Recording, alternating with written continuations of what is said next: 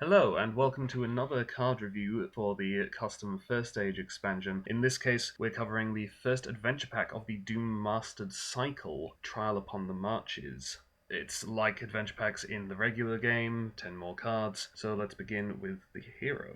Okay, the hero in this pack is Beleg Strongbow, who is a lore hero with 10 threat cost, 2 willpower, 3 attack, 1 defense, 5 hit points, the Teleri, Ranger and Scout traits, the ranged keyword, and his text reads, Action, remove a progress token from a location in play or the current quest stage to lower the cost of the next card you play from your hand this round by 1, limit once per round. And just to explain who Beleg was as a character, essentially he was the best friend of Turin Turambar. When Turin went into exile, Beleg kept going after him, trying to convince him to come back, but since he wouldn't, just stayed with him and helped him do all the things he was doing, until Beleg's tragic death. One other thing to note, of course, is that there was an objective ally version of Beleg Strongbow in Hunting of the Wolf, the third quest from the main first stage expansion, so obviously you can't use the hero for that quest. Well, the first thing I note is that he's got the -1 threat cost. Yes, standard. Yeah. Also, notably, he's the first ranged hero in the first age set, which of course is very useful, and also the first age ranger hero, and indeed scout hero, but ranger is probably more significant. Yes. Prior to Beleg, the only ways that you could get the ranged keyword were the Green Elf Ranger, which has a useful ability that requires exhausting it and only 1 attack, so it's not that relevant, or to play the 3-cost tactics event Feast of Reuniting, which gives the keyword to everyone, but obviously that's a temporary measure. And yes, he is the first ranger hero in the first stage, which means that he is a suitable target for Wingfoot, which is useful because he has that kind of versatile stat line. He has the 2 willpower, which you might want to quest with, and obviously you want to use his 3 attack ranged in combat. Unexpected Courage would also obviously be a good choice for that reason.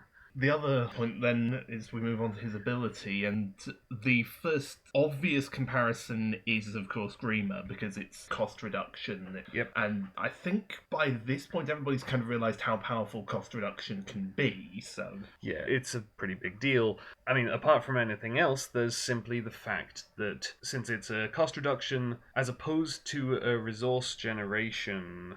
I mean, well, there are distinctions between cost reduction and resource generation. The downside of cost reduction is that if you don't have a card you immediately want to play for a reduced cost, then you can't make any use of that reduction, whereas a resource you will hold on to and still have the following round. However, the advantage of a cost reduction is that you can apply it to any sphere in your deck at any point. So in this case, you remove a progress. You could use that when Beleg is paying for a lore card, but equally you could use it when another hero is paying for a card in any other sphere in your deck. Also relevant is that it's an action which you can obviously trigger at any point, and then it lasts all round. So in theory, if you have a spare bit of progress to remove, then you could do that during the resource phase, and then if for some reason you don't play any cards until the refresh phase of that round, you will still get that cost reduction, so long as you remember that you triggered it all that time ago. The other thing, of course, is the obvious synergy with location control. Yes. I think the Ardgalen Horse, obviously, is the first stage option, or Feanor's ability to place progress on the quest. Also, potentially, the Blade of Gondolin. The difficulty with it is that, obviously, you have to have progress sitting around, so if you clear an active location and a quest stage all in one go, then there will be no spare progress, unless you've been using effects like the Ardgalen Horse to place progress. Yeah, so I was thinking in the staging area. Yeah, anything that places progress in the staging area is obviously really good in this context. So, before we move on to the other cards in the pack, I'm just going to mention a couple of points. One is a point which I actually made, not exactly as a negative, but just an observation while I was playtesting, which is that this pack follows the same formula as the regular adventure packs in the official FFG content, in that there is 1 hero and 9 other player cards. Of course, in the official content, this works out fine because you have one hero, one neutral card, and 2 cards from each of the other spheres. In this case, there are 5 spheres because of Mastery, and also because Mastery is a new sphere, Ian obviously wanted to kind of weight things more towards it and made more Mastery cards than anything else, which means that the other spheres get less, which is a bit unfortunate, but obviously it would be a lot of work to come up with a lot more cards, but I just thought I'd bring that up. The other thing to mention is something which will come up on the first other player card, the first ally in the pack, which is the Ransom keyword. Ransom is a brand new keyword found on player cards in the Doom Mastered cycle. It represents the difficulties found in recruiting the Dwarf, a group of hardened outlaws, to your cause. Unlike other allies, you will have to pay them or prove your worth through force of arms if you want their aid. When a character with the Ransom keyword enters play, the player who controls it may discard a number of resources from the resource pools of heroes they control equal to the ransom value. If they choose not to satisfy this requirement, then that player card loses the ally trait and gains the enemy trait, immediately engaging the player who played it. Its threat is equal to its willpower, and its engagement cost is 0. If this enemy is defeated, remove all damage from it and return it to the player's control as an ally.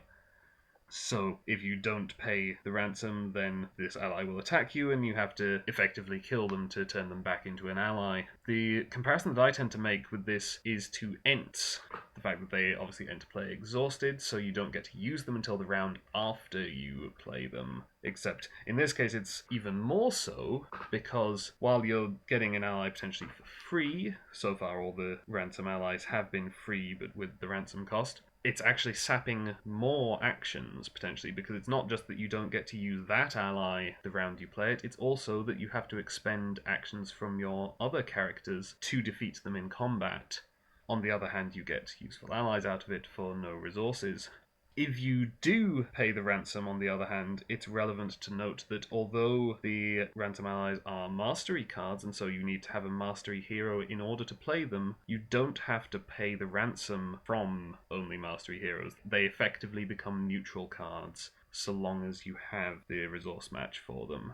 The other points to note are, of course, you play them in the planning phase, so you don't know in advance that you're not going to get a load more enemies out of the encounter deck that you'll have to deal with, so that can be risky.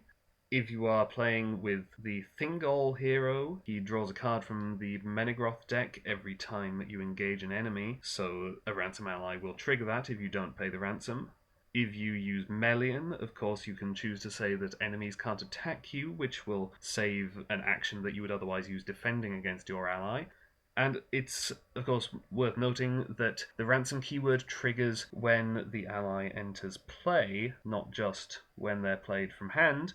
So if you use sneak attack or reinforcements or anything else to put a ransom ally into play, then you will need to pay the ransom or have them engage you. If you're doing some shenanigans with Thingol and drawing your Menegroth deck by doing it, you could deliberately sneak attack or reinforcements, if you somehow play reinforcements with a mastery hero, let's say an Outlaw Scout, which is the card I'm about to read, into play to draw a card in a phase other than the combat phase, and then they'll return to your hand before they can attack you. Interesting question. Would they return to hand? Because they won't in fact be an ally at the time. Yes, that is a good point. They probably wouldn't, so that's another way that you can get them into play, except since they are free other than the ransom cost, you're not actually saving resources. I'd say the best way you could do it is save yourself an action by sneak attacking them in the combat phase after enemy attacks have completed. Yes, that would work.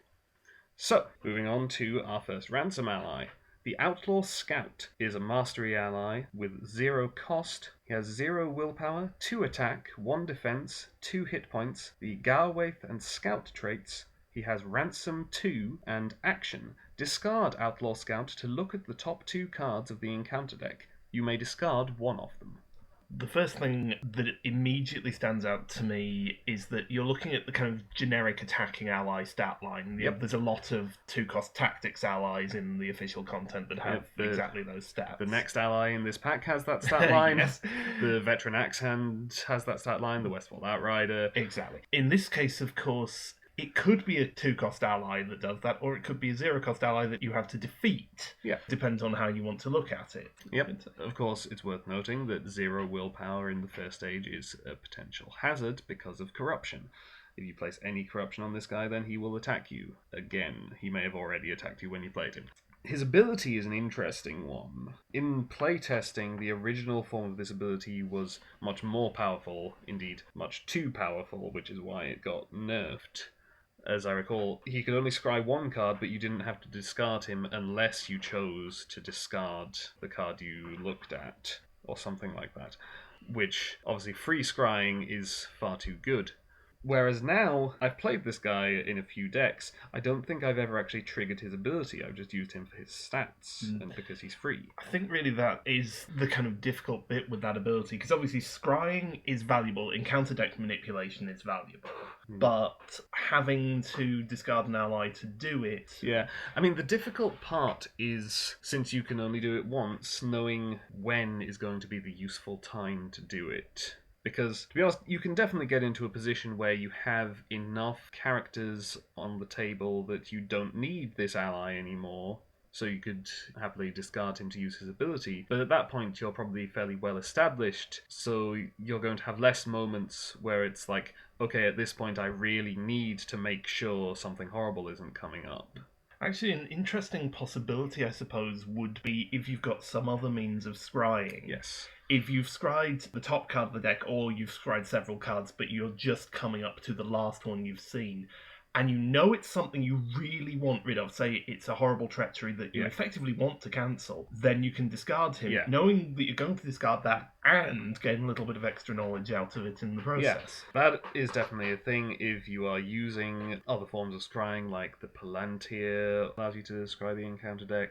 Theoretically Melian, of course, although that's an odd one because Melian's 3 cards scrying anyway, so you would kind of want to probably work through the first 2 before. Well, but not necessarily. No, if you see something horrible, really bad, then you discard him to discard that card, and you still know 2 cards. Yeah, as long as... Because, of course, it doesn't shuffle the encounter deck afterwards. So, yeah, that's the Outlaw Scout.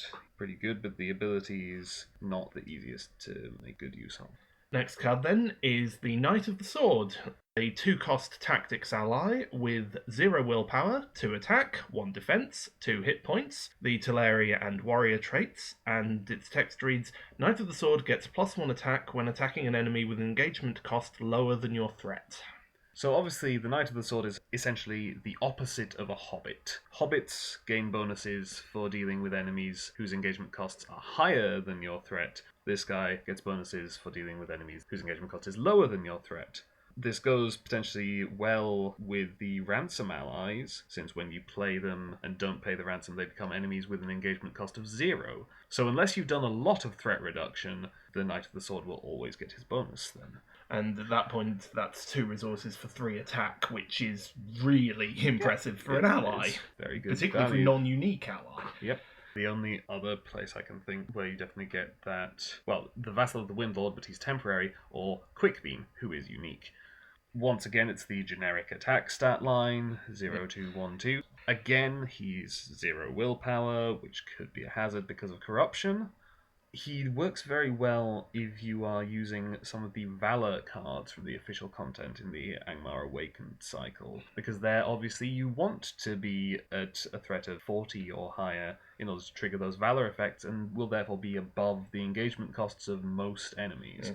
Quest-wise, don't try to bring him to the Seat of Morgoth quest, because the odds of your threat actually being high enough for it to matter. It's pretty difficult to get that high, and also you want to avoid the enemies with really high engagement costs. It's still a possibility though, just because he's a generic ally. It's a general thing. The base first age box essentially had very few non-unique allies, so now we're getting some more non-unique allies, so they're helpful, even if they're not necessarily the best for the specific circumstances.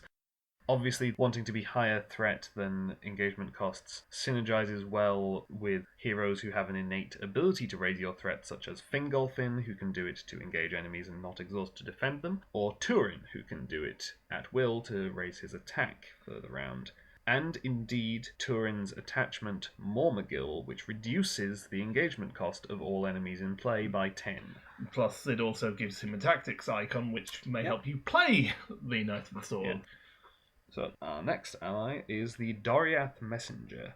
The Doriath Messenger is a 1-cost law ally with 1 willpower, 0 attack, 1 defense, 1 hit point, the Teleri trait, and action. Spend 1 law resource to give control of Doriath Messenger to another player. That player draws 1 card, limit once per round.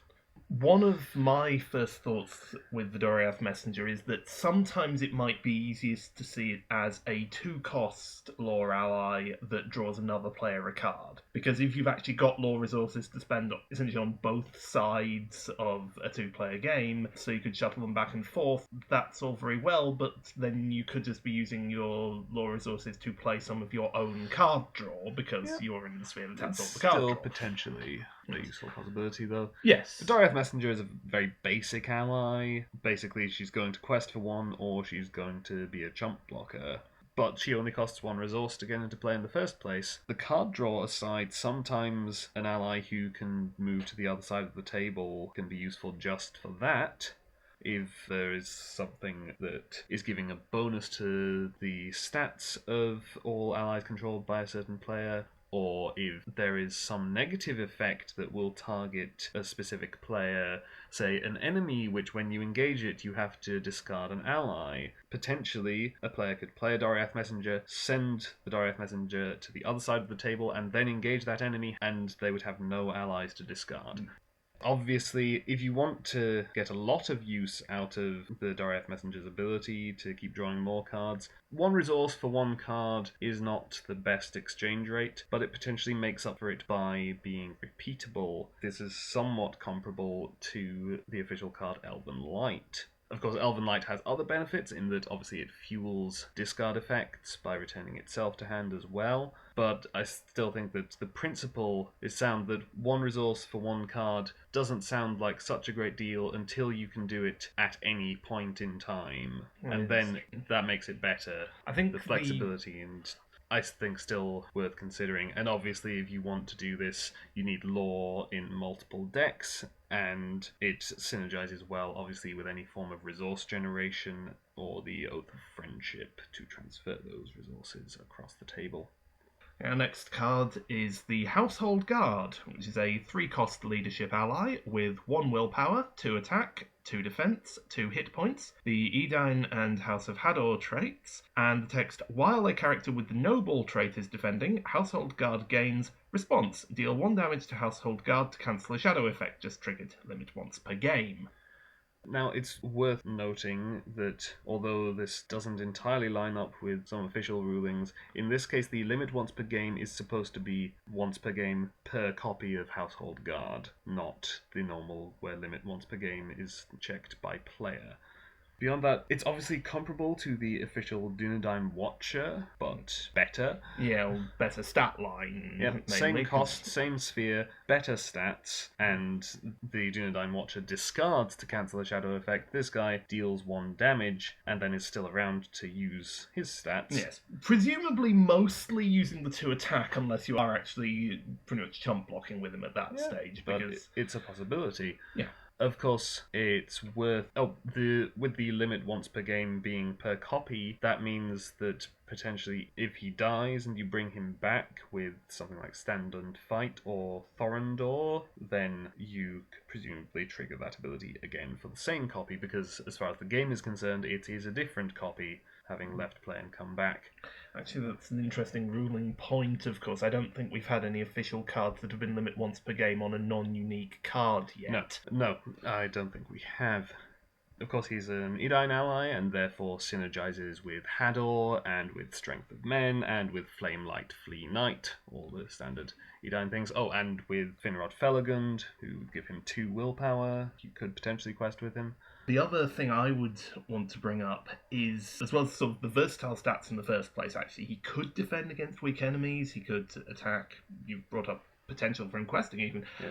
The other thing is that of the first stage heroes so far, not even counting any ones on the approved list, 11 of 16 have the noble trait. Now, not all of them are likely to be defenders, but there's a few in there, because Fingon could, Haleth often is a defender, Turgon and Círdan are both good defenders, and most notably Fingolfin is the big defensive hero, and he has the noble trait. Yeah, the noble trait is pretty common on heroes in general, so if your defensive strategy is a powerful defending hero, then there are pretty good odds that this guy's ability will apply. Obviously, it is worth noting that unlike the Dunedain Watcher, it doesn't apply all the time to any defense. And of course, if you're taking an attack undefended, then it definitely won't be relevant. Our final ally from the pack is the Petty Dwarf Survivor. The Petty Dwarf Survivor is a 0-cost mastery ally with 1 willpower, 0 attack, 0 defense, 1 hit point, the dwarf trait, and the text, raise the cost to play Petty Dwarf Survivor by 1 for each Noldor hero you control. Let's just start with the obvious. Who doesn't like free allies? Yep. I mean, he's obviously very basic again. But, I mean, I said that the Doriath Messenger is good value for 1 resource. This guy, given that you're very unlikely to come across an enemy with 1 attack, the fact he doesn't have that 1 point of defense probably doesn't make any difference. He's either going to quest for 1 or be a chump blocker, and he is completely free, so long as you control no Noldor heroes, which is potentially the problem of the heroes in the First Age. There are 7 First Age heroes with the Noldor trait, and 5 heroes on the approved list with the Noldor trait. So you have a lot of options for Noldor that could make this guy more expensive. And clearly, if you have 2 Noldor heroes, then he's no longer worth it at all. Of course, in terms of the mastery heroes, on the other hand, only 1 of the current 3 Yes, this is true. The other problem is that if you play the Elf Friend attachment on any of your heroes, that will give them the Noldor trait, and thus make the Petty Dwarf Survivor more expensive again. A flip side, of course, is he is potentially very useful if you want to play Nauglamir. Yes. Outside of using Feanor to just cheat into play, because Feanor's a Noldor anyway, so... Yeah, if you want to have an alternative means of getting Nauglamir into play, of course Nauglamir really is so powerful, it is kind of worth the 6 resources it costs, but if you can get it cheaper, that's still good. So this guy, he costs 0, so you could potentially get 3 Petty Dwarf Survivors into play for free, and then Nauglamir will only cost 3 resources instead of 6. Of course then, the Petty Dwarf Survivors will become corrupted and attack you, but they have 0 attack and 0 defense and 1 hit point, so you're not really going to be that concerned. Add to that, of course, if you were doing this with, say, Thingol, then obviously you can have just played a bunch of free allies and draw 3 cards from the Menegroth deck as soon as they corrupt. Of course, the odds of getting all 3 copies into play before you find Nauglamir isn't necessarily high, but it's a good thought. Depending on how good your card draw is. So, yeah, that's all there really is to say about the Petty Dwarf Survivor. He's just very simple, but good because he's free. Moving on then, our next card is Elvin Training, which is a 0-cost attachment in the Lore Sphere. It has the Condition trait, and the text reads, attached to a hero, limit 1 per hero. Attached hero gets +1 attack for each resource token on Elvin Training. Planning action, exhaust attached hero and discard a card from your hand to add 1 resource to Elvin Training, limit once per round. Now, a significant point is that it is a planning action, so you don't know in advance that you won't need that hero for combat. As I said with Ransom, it's a risk. This potentially means that this does not work very well with Ransom allies, because you're taking away a combat action to make that hero more powerful in the future, and playing an ally that will require more actions for you to deal with it, so you probably don't want to do those at the same time. It is notable, however, that if you have the actions to spare, certainly if you have an unexpected courage on the relevant hero and there aren't a lot of actual enemies that you have to deal with, there is no limit on this. You can keep doing it once per round for the entire game. Assuming you've actually got the cards to fund it with. Yes. But of course you could compare that to some of the more recently released Noldor stuff in the official content. So, which, since there are a lot of Noldor in the First Age, will probably work quite well. Yes. I know the first thing I thought when I saw this card, of course, was, this is brilliant, we have a way to give Ecthelion more attack power. Yes. Ecthelion, of course, when he attacks alone, ignores the defense of the enemy, and so anything that gives him more attack is incredibly valuable. Even if you only trigger this once on him, the number of enemies that have 5 hit points compared to the number of enemies that have 4 hit points is a notable increase. I think it's also with Ecthelion, I noticed it because you want to boost his attack power, but if you look at, even including the approved list, there's almost nothing you can actually attach to him. There are Blades of Gondolin, but those only boost attack against orcs. Yeah. Granted, in some of the first stage quests, that is actually pretty useful, but... Obviously, orcs are all over the place. Yes, obviously, as we said, you require a lot of card draw to fund this if you want to use it. In terms of quests to use it against, Hunting of the Wolf is an excellent one, because you only have to fight Karkaroth when you choose to, so you can actually know in advance during the planning phase if you are going to need your attacking hero that round. I think one of the other things is, you mentioned the only triggering it once on Ecthelion, but I'd say that's one of the other strengths of it. You can trigger it as many times as you like if you have the cards, but equally you can decide, actually, I don't need that many extra points of attack, I'll just build up a few. An interesting comparison I realised was something like Gondorian Fire. Basically, free attachments that can give you a lot of attack power. Now, in the case of Gondorian Fire, of course, you've got to keep that stack of resources on your hero, which means you can't spend them, and you needed to generate them in the first place. Elvin Training, as long as it doesn't get discarded by some encounter card effect, will slowly tick up their attack power every time you trigger it. Now, granted, that does mean exhausting a hero to do so, but give them an unexpected courage, which potentially is valuable. Again, I'll use Ecthelion as an example. Ecthelion is potentially an acceptable defender, and definitely one of the strongest attacking heroes in the first stage. So, giving him an unexpected courage so he can attack twice, or attack and defend, that's worth it in its own right. So if you're then going to decide, actually, this round we're going to boost his attack a bit more for the future, and still have him ready for combat, that's a very strong prospect. Yep. Our next attachment is Camp of the Faithful. It is a unique spirit attachment with a cost of 0 and the Refuge trait. It reads, attached to a hero. Action. Exhaust attached hero to attach Camp of the Faithful to a non-unique location in play. While attached to a location, Camp of the Faithful gains treat attached location's printed text box as blank, except for traits. Well, I think the immediate thing to say is the comparison to Thrall's Key. In fact, It is Thrall's Key, except you have to exhaust the hero to place it rather than doing it as a response when the location enters play, but it costs 0 instead of 1. There is a strength, I would say, in the being able to trigger it at any time rather than just as a response. Yeah, because... especially since it requires exhausting a hero. Yes, but even without, it's one of the things I know with Thrall's Key is that if you've just drawn your copy of Thrall's Key and there's already a horrible location in the staging area, there's nothing you can do.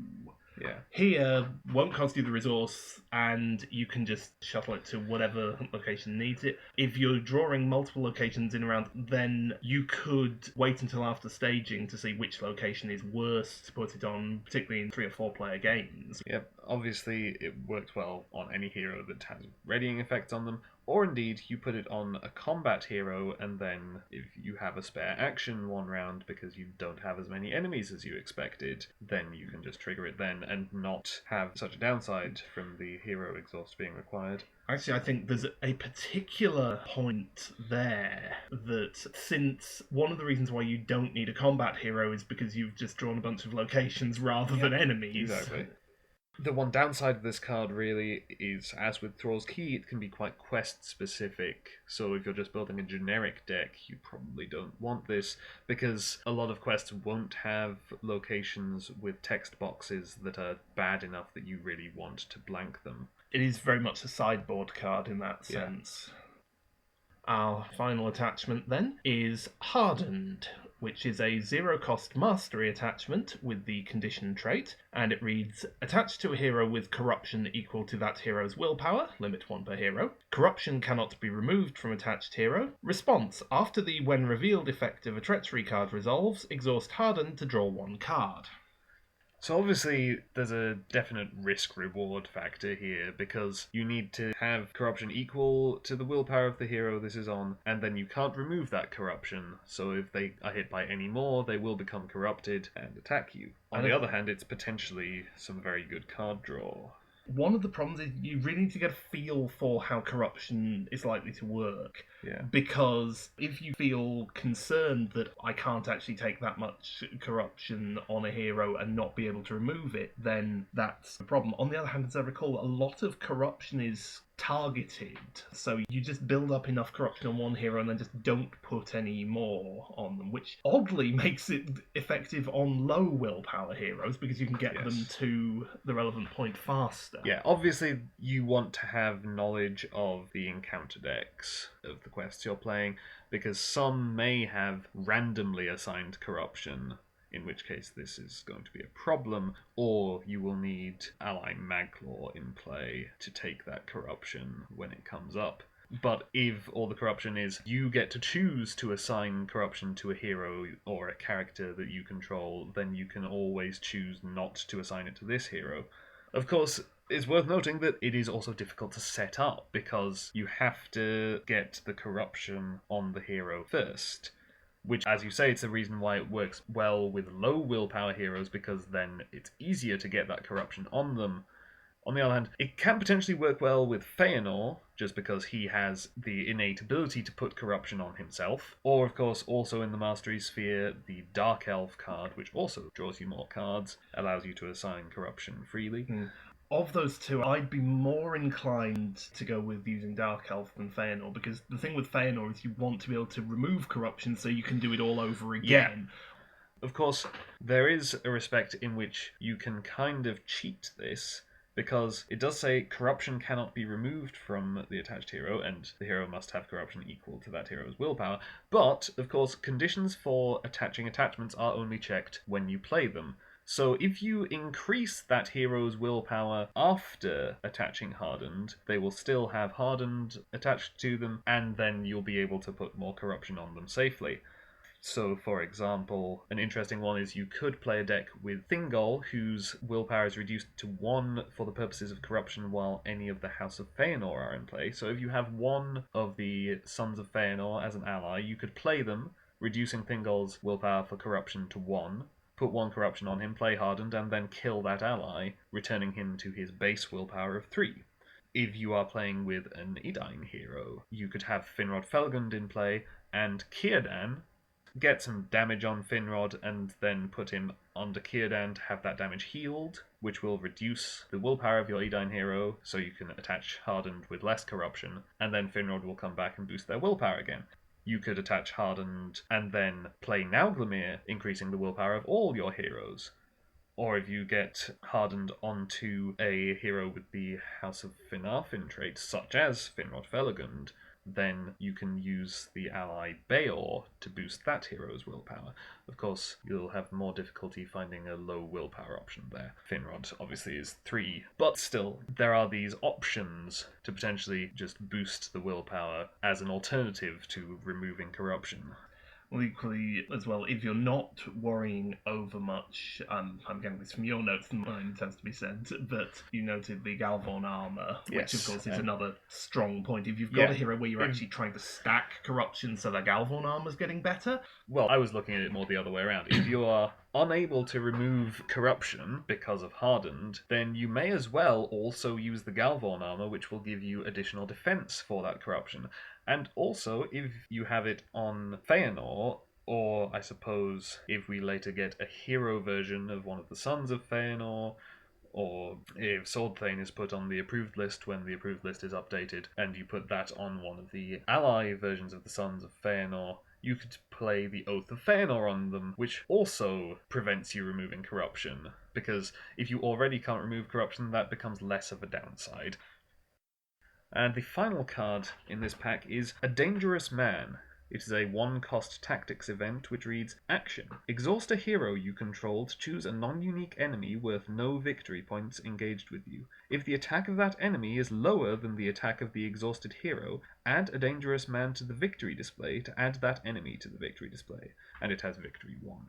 First thing I realised actually is that works kind of like a more powerful version of Quick Strike, because you're using one attacker to try and essentially eliminate an enemy, ideally before they do anything else, which is usually why you try to play Quick Strike. Except here, you don't need to worry about actually having enough attack power to kill the target. You just need to... Having more attack than the enemy's attack is probably easier than having attack equal to their combined defense and hit points. Yeah. And you're adding the enemy to the victory display. Yeah. I think this is the card which went through the most different versions during playtesting. It originally, I think, just cancelled an attack, but given that Liga exists, that wasn't so good. And then originally it didn't have the stipulation that the enemy must be worth no victory points, which was added after I recounted my exploits of adding Balrogs to the victory display in Seat of Morgoth. And obviously, I think that this version is better. It's more balanced, at least. Yeah. Though adding Balrogs to the victory display is fun. I think at this point we should obviously mention what is both the most thematic and probably easiest use of it is, of course, Turin. Yes. Of course, in general, there are a limited number of attack boosting effects in the first age. Turin is the easiest, yes, because you can just raise your threat by the exact amount you need for a dangerous man to work, and then exhaust him. Hurin, also, if you are engaged with a lot of enemies, then that's a classic moment when you may want to just remove one of them to the victory display, and Hurin's attack will be increased by all the enemies engaged with you. Elvin Training allows you to increase your attack, and of course Feanor and Ecthelion both have that base 4 attack, which makes them decent candidates for this right out the gate. So that'll take out a lot of orc enemies, certainly. Yeah. It's worth noting that this is an action, not a combat action, so potentially if there are effects which will alter the attack value of an enemy, I know that there is an enemy in Trial Upon the Marches which its attack is proportional to the number of enemies engaged with you. So if you're dealing with that, you could potentially use a dangerous man to add that enemy to the victory display before you engage a load more enemies and thus increase its attack. Obviously, the other significant point is that this works very well with the other victory display cards from the official content in the Angmar Awakened cycle, allowing you to add more things to the victory display, and particularly, therefore, enabling the door is closed and Keena's lances. Of course, this has victory 1, so it doesn't reduce the cost of Keena's lances, but the enemy that you add to the victory display will have no victory points and thus reduce Keena's lances. No, of course, if you're running victory display shenanigans, you tend to build a deck where you've put in all of the victory display shenanigans. So potentially you might just focus on adding enemies to the victory display and ignore locations. True, but even there, you've got 3 copies of a dangerous man, 3 copies of non-return, so potentially 3 copies of Out of the Wild. You can add a lot of things to the victory display with that. Of course, one of the limiting factors on the victory display shenanigans is the limited number of events that can do it, so adding another one means that you can go to some interestingly, potentially ridiculous places with it. And that concludes all the cards from Trial Upon the Marches. I will, of course, further down the blog post this was linked from, be playing through the quest. If you will watch that, thank you for watching this, and goodbye. And goodbye.